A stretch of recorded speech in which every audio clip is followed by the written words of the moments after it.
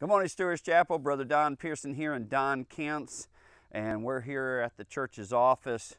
It's a beautiful afternoon that we're recording. I want to take you over to James chapter 2, verse 10 and 11, and I want to tell you, as soon as we start, I'm guilty. I'm guilty. 10:11. For whosoever shall keep the whole law and yet stumble in one point, he is guilty of all. For he who said, do not commit adultery, also said, do not murder. Now, if you do not commit adultery, but you do murder, you have become a transgressor of the whole law.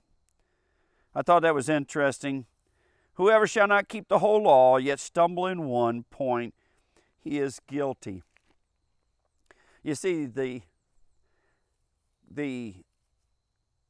determinator for our guilt is not the multitude of sins, but is based on our disobedience. And disobedience to God, though there can be a lifestyle of it, if I'm disobedient once, then I have sinned.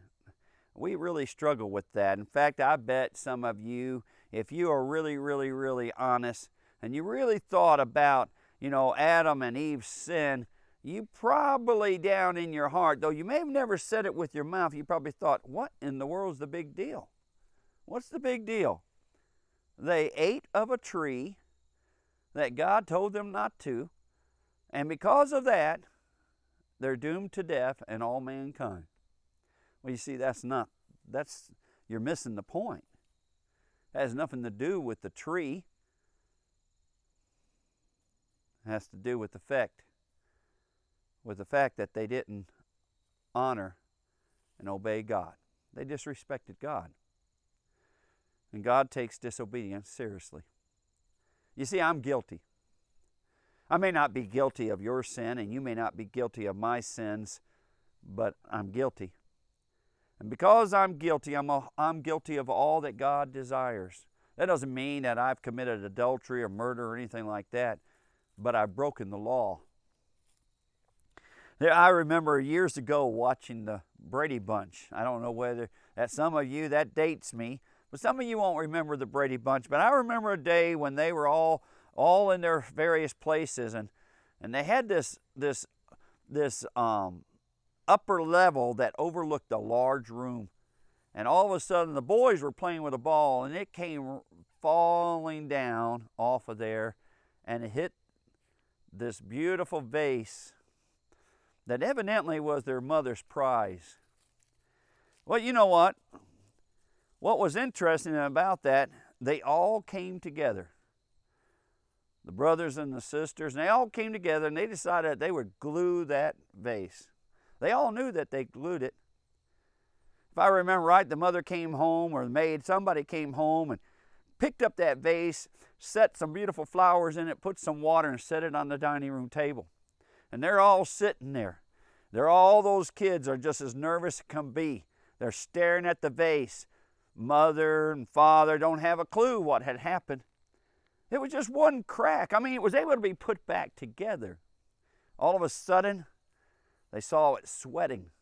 Pretty soon, the whole vase just collapsed and water went all over the place. And their crime was revealed. They only hit it once, but it broke the whole thing.